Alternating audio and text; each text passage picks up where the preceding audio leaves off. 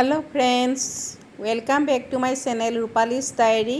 আজি আমি লগ হৈছোঁ বৰপেটা ৰোড লেখিকা সমাৰোহ সমিতিৰ আজি মাহেকীয়া পাঠ চক্ৰ সকলোৱে আমি মিলিত হৈছোঁ অম্বিকাগিৰি সংঘত। কাৰ্যসূচী আৰম্ভ হ'লেই নহয়, এতিয়া পাঠ্যচক্ৰ আৰম্ভ হ'ব। এইবোৰ আমাৰ পাঠ্যচক্ৰৰ আজি পৰিচালনা কৰিব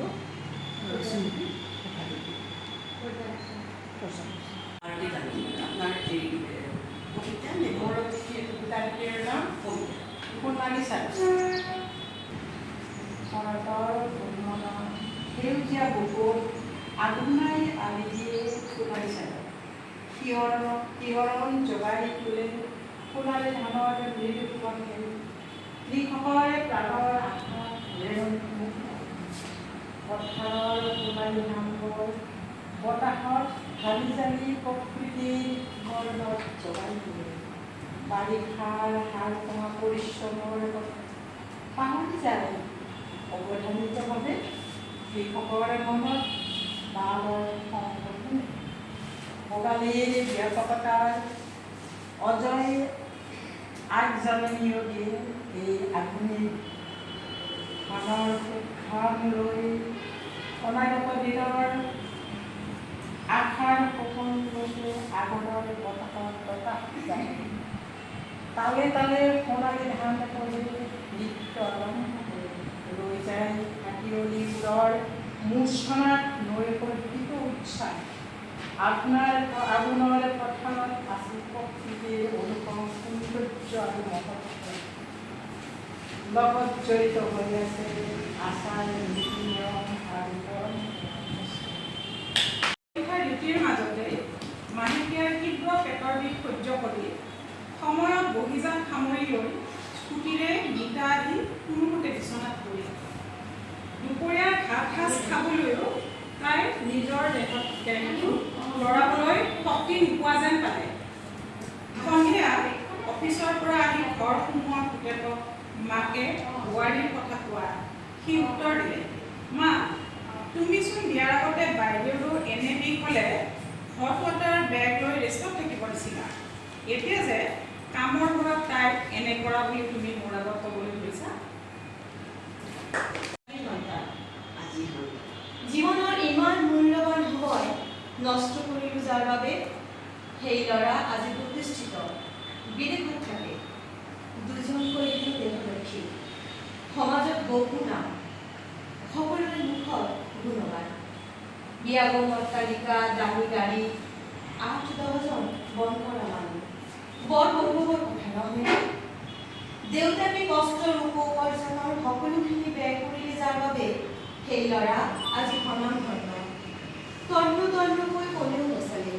সঁচাকৈ জানো সি এইবোৰ যোগ্য পৰিশ্ৰম নাই বহু বছৰ খবৰ লোৱাৰো নাই প্ৰয়োজন আবু দিয়াৰ আছিল নাই আমি হেনো যেনে তেনে নাজানো চলা ফুৰাৰ আদব কায়দা লাজত হেনো মোৰ কটা যায় গতিকে বৃদ্ধাশ্ৰমেই আমাৰ ঠিকনা। শুনিছোঁ ঈশ্বৰে যেনো উভতাই দিয়ে এই জন্মত সকলো হিচাপ সিহঁতৰ এটি সন্তান হৈছে চাম সিহঁতকো কেনেকৈ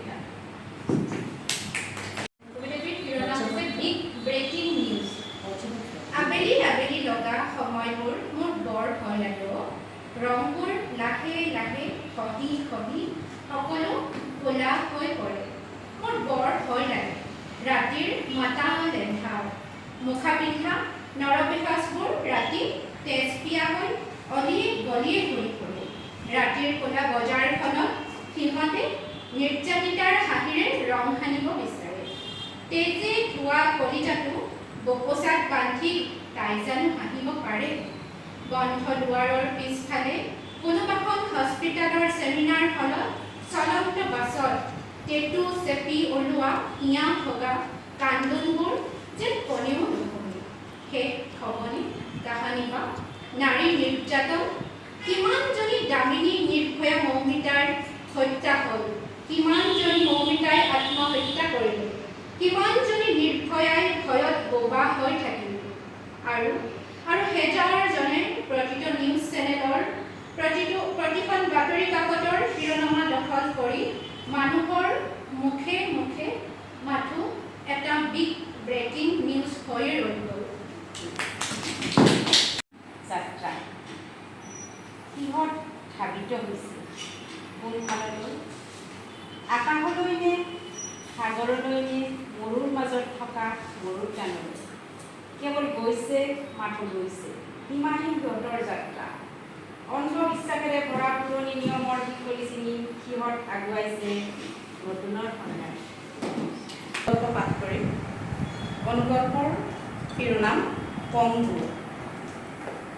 পিলিঙা ল'ৰা কেইটামানৰ কথোপকথন বৰদেউতাৰ কাণত পৰিল। ঐ দেখিছনে, লেঙেৰাই লেঙেৰাই এইফালে আহি আছে। নিজৰ নাই যে ল'ৰা ছোৱালী, সেয়ে দুপৰবোৰৰ দুখ খুচৰি ঘৰৰ মানুহক লগাই ফুৰে। সুদক্ষ ফুটবল খেলুৱৈ এসময়ৰ বিখ্যাত যোগেন বৰদেউতাই খেল এখনতে বৰ বেয়াকৈ দুখ পাই এখন ভৰি হেৰুৱাইছিল আৰু চিৰকুমাৰকৈ গাঁওখনৰ সকলোকে আপোন কৰি লৈছিল। সন্ধিয়া তিনিআলিৰ দোকানলৈকে যেনে তেনে ওলাই আহে। দুই চাৰিজনক লগ পাই চাহ তামোল খাই কথা পাতে। কিন্তু জমৰ তাগিদাত লাহে লাহে লগ বন্ধু কমি আহিছিল। আজি নিজ গানে শুনাৰ কথাবোৰে তলাব নোৱাৰা অক্ষম শৰীৰটোতকৈও তেওঁ মনটো বন্ধু কৰি পেলালে। ৰাস্তাত তাতে পঢ়িছিল, চলনি আছে, গোটেই ৰাস্তাঘাট ফ্ৰান্সৰ পৰিৱেশ আছিল। তো ফ্ৰান্সৰ পৰিৱেশতে সেইখিনিতে ঋষি অৰবিন্দৰ আশ্ৰমখন আছিল। আমি ভাবিলোঁ ঋষি অৰবিন্দৰ আশ্ৰম ফ্ৰেঞ্চ কলনীত, এইটো কথাটো অলপ বেলেগ বেলেগ আছিল। তাৰপিছত গ'লোঁ ৰাস্তাত ইপাৰ আৰু সিপাৰ, ৰাস্তাত এটা পাৰে আমাৰ চেণ্ডেলবিলাক আমি ৰাখিছিলোঁ। ৰাস্তাত কাৰ্পেট পাৰি দিয়া আছিলে আৰু কাৰ্পেটৰ ওপৰতে আমি আহিছিলোঁ। তাৰপিছত তাত অৰবিন্দ আশ্ৰমত সোমাই মোবাইল বন্ধ কৰিব দিছে, চুইচ অফ কৰিব দিছে। আমি মোবাইলটো এনেই হেৰিত ৰাখিছোঁ, এৰ'প্লেন মোডত ৰাখিছোঁ। তো কৈছে এৰ'প্লেন মোডত ৰাখিলে নহ'ব, একদম চুইচ অফ। যেতিয়া চুইচ অফ কৰিছোঁ তাতে মোবাইল একেবাৰে বন্ধ। তাৰপিছত সোমাই দেখিলোঁ এগৰাকী মহিলাৰ ছবি, বহুতফালে মহিলাৰ ছবি। ঋষি অৰবিন্দৰটো আছে বাৰু, কিন্তু এগৰাকী মহিলাৰ ছবি। তাৰপিছত চবফালে আছে, কোন মহিলা, কিয় ইমান আছে? সেইটো কাৰণত মই অলপমান নিজে চাৰ্চ কৰিলোঁ, কৰি দেখিলোঁ ইফালে মোবাইলো নাই চাবৰ কাৰণে, কোন হয় কি কথা। গ'লোঁ, পিছত আশ্ৰমৰ ভিতৰত চবচে ডাঙৰ কথাটো হৈছে কি, কথা কোৱা নিষেধ, একদম মুখ বন্ধ, কোনোৱে কথা ক'ব নোৱাৰে, চব আকাৰ ইংগিতে চলে। আৰু দেখিলোঁ অলপ ভিতৰত সোমাই গ'লে সমাধি এটা দেখিলোঁ। সমাধিৰ ওচৰত চব পিনে মানুহ মেডিটেশ্যন কৰি আছে। তাৰপিছত আমি প্ৰাৰ্থনা কৰিলোঁ তাতে, কৰি পেলাই সুধিবও নোৱাৰোঁ কাৰ সমাধি, কি হৈছে। তাৰপিছত অথচ আশ্ৰমখন হৈছে ঋষি অৰবিন্দৰ আশ্ৰম। তাৰপিছত আমাক লৈ যোৱা হ'ল লাইব্ৰেৰীলৈ। লাইব্ৰেৰী দেখিলোঁ ঢেৰ কিতাপৰ মাজত আমাৰ অসমীয়া ভাষাত লিখা কিতাপ আছে। মই কেইখনমান অসমীয়া কিতাপেই আনিলোঁ। তাৰপিছত দেখিলোঁ তাত মা বুলি কথা এটা আছে। মা, কোন মা, কি হ'ল? তাৰপিছত বৰ্তমান মই কিতাপৰ মাধ্যমেদি মাক বিচাৰি আছোঁ।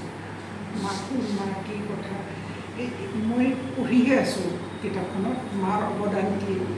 মা আছিলে ফ্ৰান্সৰ নাগৰিক, তেওঁৰ জন্ম পেৰিছত। সেনেকৈ আহি মাই ইয়াতে আশ্ৰম স্থাপন কৰিছিল ফ্ৰেঞ্চ কলনী। মোৰ ভেদটো মই কেইদিনমান আগতেহে ভাঙি, যে মাই কিয় ইণ্ডিয়াত আহি, ভাৰতত আহি পণ্ডিচেৰী ফ্ৰেঞ্চ কলনীত আছিলে, কাৰণ তেওঁ ফৰাচী আছিলে, তেওঁ জন্ম আছিলে পেৰিছত। মা বুলি মাতিছিলে। ভাৰতীয় তেওঁৰ যিটো আমাৰ ঋষি অৰবিন্দৰ জীৱনত মাৰ অৱদান অতুলনীয়। মাৰ পুৰা নামটো মই মাতি দিছোঁ, ফৰাচী নামটো, আৰু তেওঁক মৰমতে মা বুলি মাতে। তেওঁৰ জন্ম হৈছিলে 1878 চনত। তেওঁ সৰুৰ পৰাই বিশেষভাৱে জন্মগ্ৰহণ হৈছিলে বুলি তেওঁৰ আগৰ কথা যদিও নকওঁ, মাজে মাজে কথাত মাজে মাজে মায়ে সদায় কৈছিলে তেওঁ ভাৰতীয় দৰ্শন, ভাৰতীয় সাহিত্য, ভাৰতীয় ঋষিমুনি বা আধ্যাত্মিকতাৰ প্ৰতি তেওঁৰ আকৰ্ষণ আছিল আৰু সেইকাৰণে তেওঁ ফ্ৰান্সৰ সেই জাকজমকীয়া জীৱন এৰি আহি তেওঁ পণ্ডিচেৰীত বাস কৰিবলৈ গৈছিল, ফ্ৰেঞ্চ কলনীত বাস কৰিবলৈ গৈছিল পিছৰ জীৱনত। তাৰপিছত তেওঁ ঋষি অৰবিন্দক লগ পাইছিল। ঋষি অৰবিন্দক লগ পাই তেতিয়া তেওঁ বোলে ভাবিছিল যে মই যাক ইমান দিনে বিচাৰি আছোঁ তেওঁৱে এই মানুহগৰাকী। সেনেকৈ তেওঁ ঋষি অৰবিন্দই 12 বছৰ কাল তাতে আছিলে। শেষৰ 12 বছৰ পণ্ডিচেৰীত আছিলে, মাৰ তত্ত্বাৱধানত আছিলে আৰু মায়ে তেওঁক ৰাখিছে, মায়ে তেওঁৰ চবখিনি চাইছিলে। ঋষি অৰবিন্দই আমাৰ সমাজ জীৱনত আধ্যাত্মিকতাবাদত যিখিনি অৰিহণা যোগাইছে তাৰ এটা অংশ মাৰ পৰা আহিছে বুলি তেওঁ স্বীকাৰ কৰি দিছে। মায়ে আমাৰ ভাৰতীয় সমাজ ব্যৱস্থাক আঁকোৱালি লৈ এই ভাৰতবৰ্ষতে তেওঁ নশ্বৰদেহ ত্যাগ কৰিছিল আৰু আমি দেখা সেই সমাধিটো আছে পণ্ডিচেৰীত মা আৰু ঋষি অৰবিন্দ তেখেতসকলক একেলগে একেটা স্থানতে শুৱাই ৰখা হৈছে আৰু তাতে সমাধি ৰখা হৈছে আৰু তাতে মেডিটেশ্যন কৰে আৰু মেডিটেশ্যনৰ কাৰণে সম্পূৰ্ণ এটা খুব সুন্দৰ এটা পৰিৱেশ মাছ আশ্ৰমত বিৰাজমান আৰু চব পিনে সেইকাৰণে ঋষি অৰবিন্দৰ লগতে মাকৰ লগত ৰখাই লগত তাতে স্থান দিয়া হৈছে। আৰু নৱকলে আমি অৰ্ধাংগিনী বুলি কওঁ আমাৰ সমাজ ব্যৱস্থাত, কিন্তু মাৰ অৰ্ধাংগিনী আমাৰ বিয়া সূত্ৰে অৰ্ধাংগিনী বুলি কোৱা হয়, কিন্তু ঋষি অৰবিন্দ সেইবিলাক ব্যৱস্থা নাছিলে, কোনো সেনেকুৱা ব্যৱস্থা নাছিলে, কিন্তু ঋষি অৰবিন্দৰ জীৱনত আধা অংশ মায়ে অধিকাৰ কৰি আছিলে আৰু সেইকাৰণে ঋষি অৰবিন্দৰ লগত একেলগে তেখেতক আমাৰ ভাৰতবৰ্ষতে তেখেতক সমাধি দি ৰখা হৈছে। আৰু এই এটা মোৰ জীৱন প্ৰথম কবিতাটো সোণালী চাদৰ, আপোনালোকে চবেই শুনিছে। কবিতাৰ শিৰোনাম আছিল সোণালী চাদৰ আৰু আঘোণৰ পথাৰত কেনেকুৱা এটা আৱৰণ থাকে তাৰ বৰ্ণনা আছে আৰু বৰ্ণনাটো প্ৰাকৃতিক বৰ্ণনাৰ যি সমাৱেশ ঘটিছে আমি সুন্দৰভাৱে আপ্লুত হৈছোঁ। মই এটা কথা কওঁ, মোৰ দৃষ্টিৰে কবিতা এনেকুৱা এটা বস্তু যাক প্ৰকাশ কৰোঁতে এটা চাহ লৈ কৰিব লাগে। মোৰ দৃষ্টিতে আপোনালোকে কি ভাবে এটা চাহ, যেনে কবিতাটো যেতিয়া পাঠ কৰিব, কবিতাটো যেতিয়া কবিয়ে আপোনালোকৰ মাজত দিব, আপোনালোকে অনুভৱ কৰিব বেলেগ বেলেগ দৃষ্টিৰে। কোনোবাই সোণালী চাদৰৰ আচল দেখিব, কোনোবাই আঘোণৰ পথাৰ দেখিব, কোনোবাই গছ গছনি দেখিব। গতিকে এই যে বেলেগ বেলেগ দৃষ্টিভংগীৰে দেখা কথাটো অলপ গোপনীয়তা ৰাখি প্ৰকাশ কৰা কবিতা। দ্বিতীয় ৰূপানীতা উজিৰৰ অনুগল্পৰ শিৰোনাম আছিল বৈষম্য। আমি সকলোৱে বুজি পাইছোঁ বৈষম্যটো মানে কি, আমি নিজৰ সুবিধা অনুসৰি নিয়মবিলাক লওঁ, এইটো আমি মানো।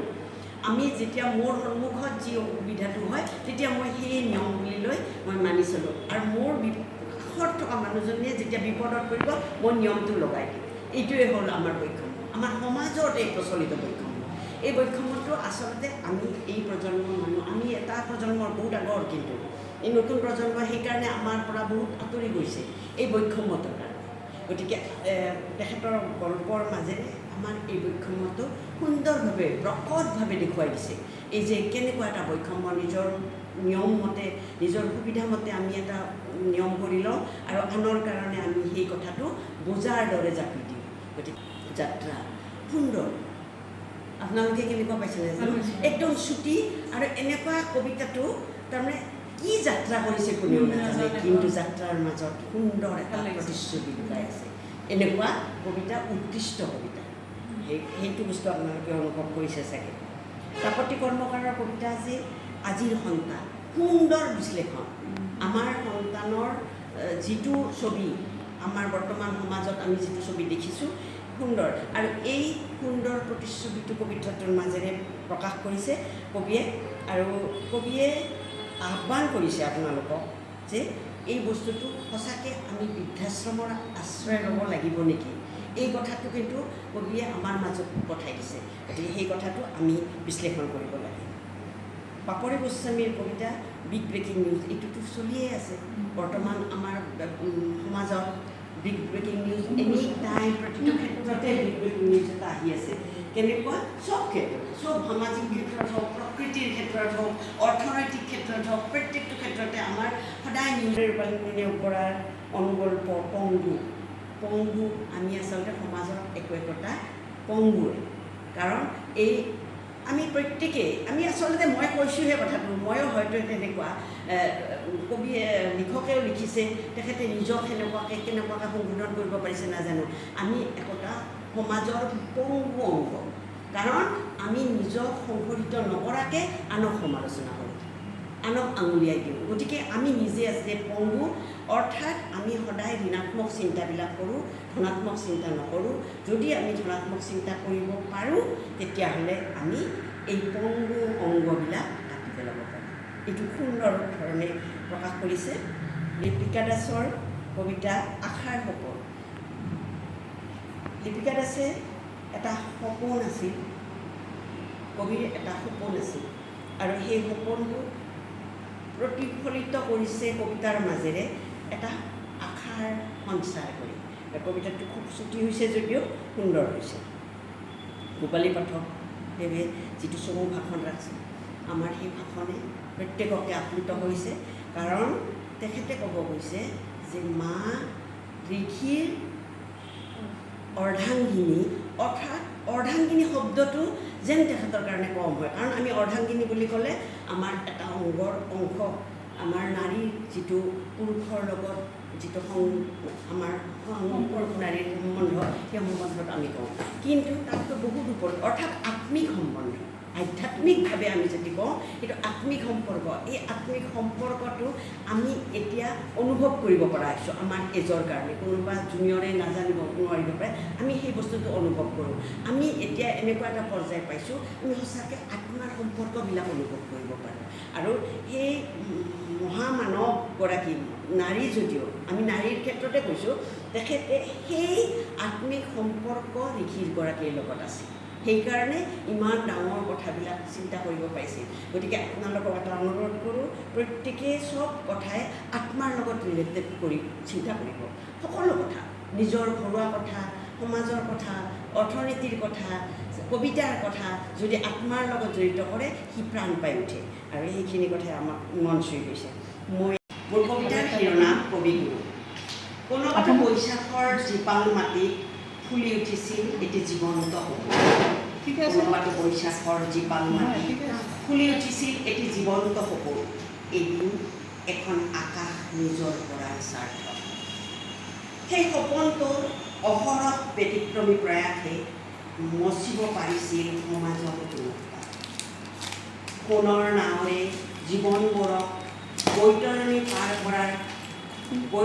পাৰ কৰাব খোজা তেওঁৰ চিয়াহীৰ চিঞৰে লাহে লাহে সৃষ্টি কৰিছিল সাহিত্যৰ এক অনন্য উপায়।